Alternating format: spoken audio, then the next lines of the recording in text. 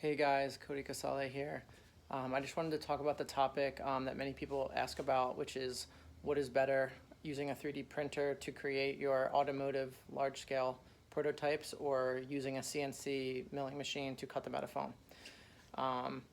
Now, on my printer I use PETG, which is, this is a 2 kg roll, and I've already printed 1/2 of a lip spoiler full size, and I have like a little bit more than half left on this roll. Now this is a piece of tooling foam that I have from the past, from a previous project years ago that I milled something. And normally with CNC milling, your object, you're milling into the foam and you're subtracting, right?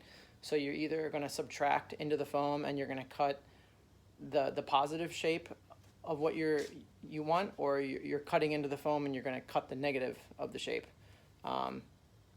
Whereas with 3D printing, you can do the same thing, but the biggest difference is that you can create a really thin wall thickness with the 3D printed material.